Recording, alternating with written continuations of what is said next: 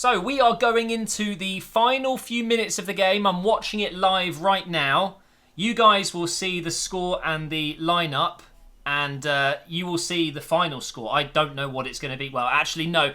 I kind of get where this is going. We've been 1-0 down for a long time in this game, and we just look terrible.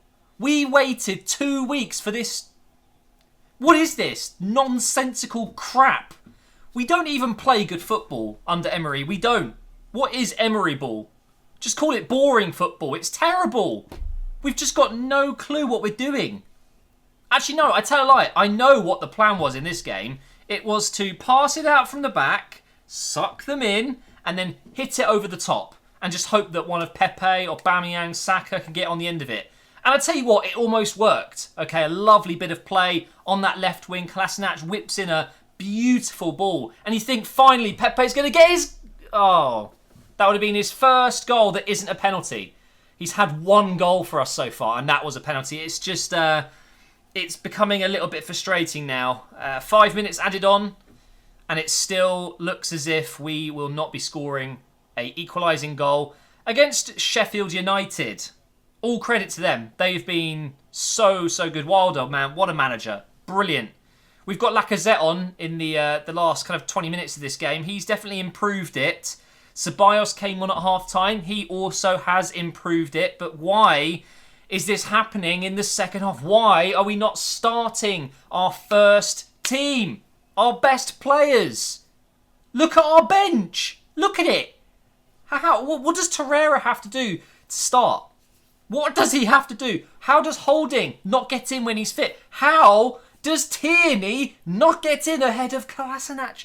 And how is Mesut Ozil not travelling again? Oh, I said I wouldn't talk about Ozil not being in the squad, but it's almost beyond a joke. It is beyond a joke now. How Mesut Ozil is still not in our squad, let alone the reserves or the bench, for the game. It just blows my mind. You've got a player of that quality not even being taken to the game. He's sitting at home watching this right now. He's probably turned it off by now, to be fair.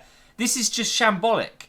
We didn't lose Wenger for this, okay? At least with Wenger, even when we were playing our worst football, it was still good to watch, you know? We still played decent football. And even when we weren't winning and we weren't winning trophies and we went through that massive long drought, at least it was entertaining, man. The Santi Cazorla, Alexis Sanchez with Mesut Ozil. Oh, the beautiful days, man. That slick football that we played. Now we just lump it forward from seemingly 5 minutes of passing it around the defence and then a bit sideways in midfield, then back to the keeper, and then we just pass it out. We pass it out, and then we end up just hoofing it every time because there's no outlet, there's nothing there.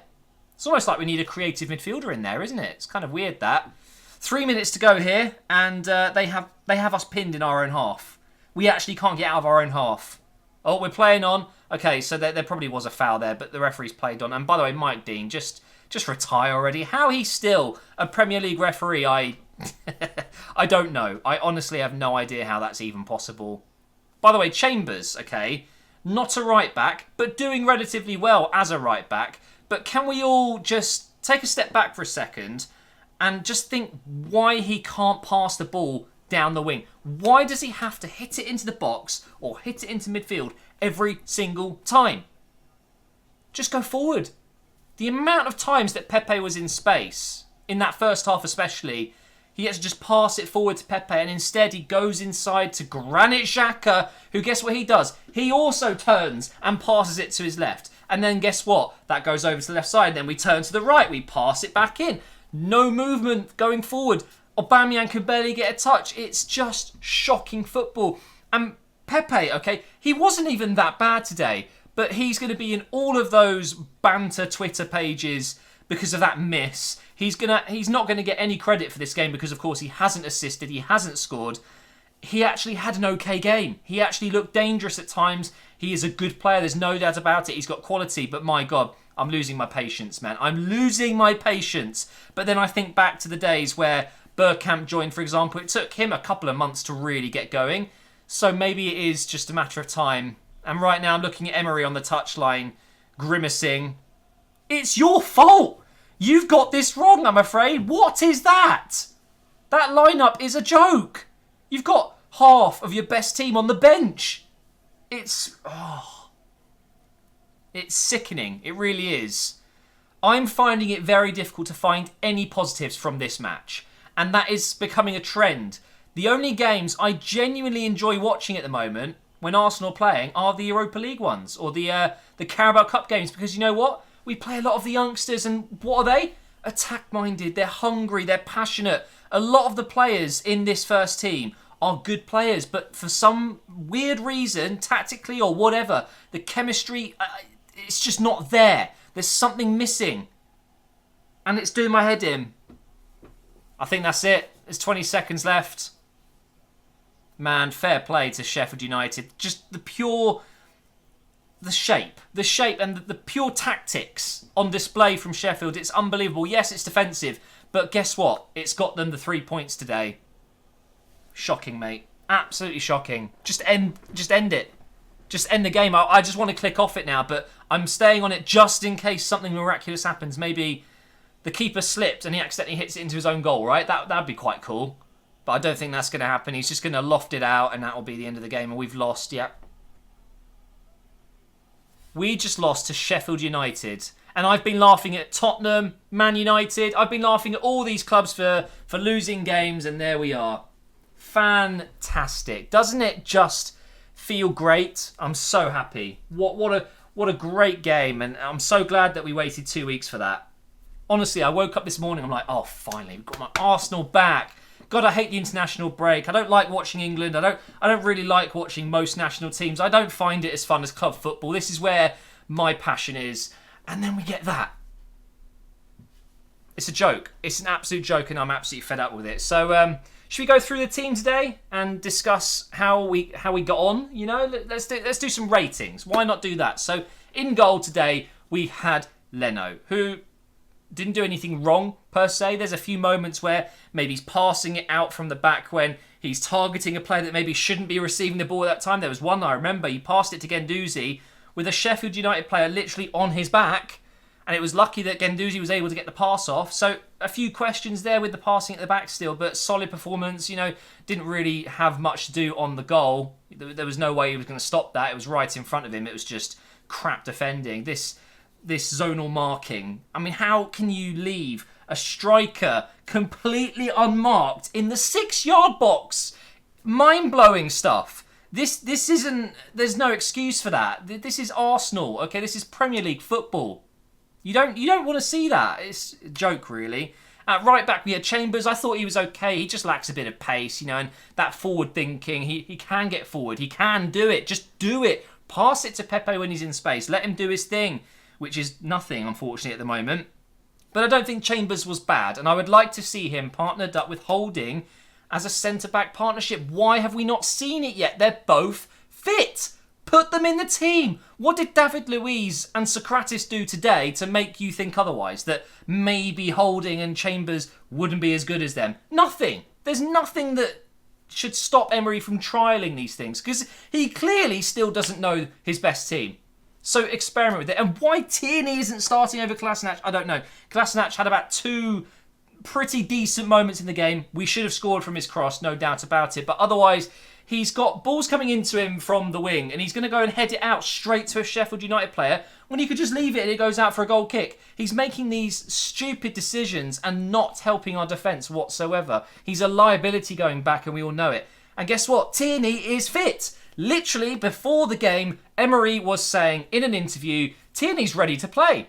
Oh, yes, he's ready to play. Play him. Put him in the team and he will play. That's how football works. So do it. I don't care that he's been out for months now. He's only going to get better. He's only going to get match sharp and match fit by playing matches at the highest level. I know Sheffield United aren't a Liverpool or Man City, but it's such a tough game, and he's not going to get that from an under-23s game. He's not going to play so high tempo, is he? It's just, come on.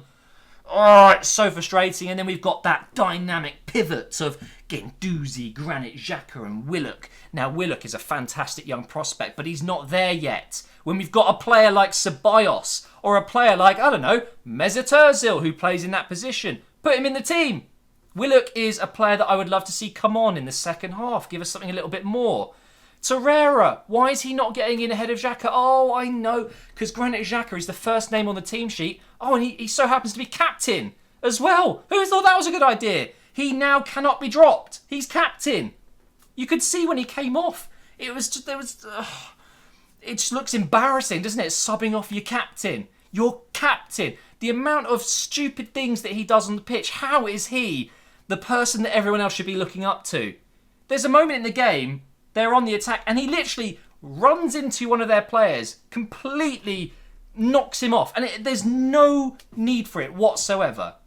And you know what? I'm severely, severely disappointed by this. Granit Xhaka is 1 yellow card away from suspension. And guess what? He didn't get one today, so now he's starting next time. So that would have been a nice day off, wouldn't it? That would have been a nice game away from Granit Xhaka.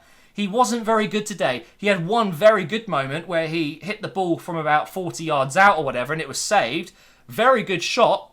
But what else do you offer, mate? Nothing. I'm sorry. I'm sure you're a great person in real life, and I respect you. You are a good footballer, but you're a luxury player at home. You do not play away from home for me. You're too slow. You're indecisive. You're not captain material if you're not performing on the pitch. I'm sorry. You may be the leader according to the players, maybe in the changing rooms and whatever, but give the captaincy to an actual player, a football player that plays football really well and that sets an example, Guendouzi wasn't bad, by the way. I don't want to go off on Guendouzi because, again, he was probably one of our best centre midfielders, although I think Ceballos was better than all of them when he came on. But I would like to see Torreira, Guendouzi and Ceballos.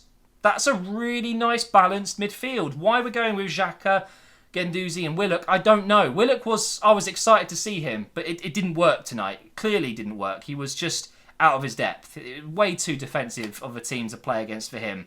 Pepe on the right, as I said, actually had one of his better games today. If he had scored or got an assist, we'd all be saying, that's so much better. He's actually getting into the Premier League now. But if you don't get end products, you're not playing well enough, are you? And I would love to see him score. I would love to see him get an assist or something in the next game because, boy, he needs it. He needs the confidence boost. We all thought that penalty goal would do it, but really, it's a penalty. No. And he's having all of these attempts outside the box. He thinks he's Iron Robin in his prime, but not quite, mate. Not quite. And then Saka on the left, I like Saka. But the fact that we're relying on him is pretty astonishing, isn't it? I don't want Aubameyang on the left. I want him down the middle. But then how do we get Laka in? And I get it. That's a difficult part of the system for Emery. And I don't really know, and clearly he doesn't really know what to do about that. So maybe the system isn't going to work unless we bring in a proper left winger. Or I don't know where Nelson is at the moment. Maybe he would have been a good option tonight. I think Saka is good. Don't get me wrong, but he's so young. It's a lot of pressure on a young player like that. And he can only get better. That's very true. But I do feel like, although he was one of our better players again today, it seems a bit much, doesn't it? Like, we're relying on Saka, mate. I mean, it's a little bit, yeah. Aubameyang was quiet today. Would have liked to have seen a little bit more. But then again, how can you be angry at Aubameyang for having 1 or 2 off games when he's literally carried this club over the last 6 months? It's impossible to hate the guy and have a go at him for having an off day. It wasn't his day. Lacazette came on and did a lot. I really enjoyed that little cameo that Lacazette made. Martinelli didn't get much time, but Ceballos really put his stamp on the game when he came on. I was impressed with him. But overall, we were crap. If I'm honest, we were crap. And it's a real wake-up call once again. Don't get excited to watch Arsenal. Who even are you? Why would you do that? Why would you do that to yourself? Watching Arsenal isn't fun anymore. The only time you should really be excited to watch Arsenal is when the kids are playing in the Europa League or when we've got an FA Cup game against Southend or something. Like just one of those games which it's going to be comfortable. It's at the Emirates, for example, and you're going to see some of the kids and they're going to be passionate. They're going to be attacking and none of this freaking 3 CDMs playing. I don't like this first team at the moment. I don't like it. I like some of the players. I think a good 80% of the squad I like. There's 20% or so that should just be gone. And that's just the harsh reality of it all. But anyway, yeah, welcome back to Operation Arsenal. It's been 2 weeks. It feels like it's been months. I've really missed this. I love making these videos, but I much prefer making them after a win, that's for sure, because I'm just frustrated. And now I go to bed angry. Ellen ain't going to be pleased. Every time Arsenal lose, I'm grumpy. So, yeah, thank you so much for watching. If you like this video, please do leave a like. Make sure you leave your comments down below. I always love reading the angry comments of the game after, you know, the next morning after. I'll be going through these comments and probably laughing. So, yeah, cheers, Arsenal. Really appreciate that one. Good job.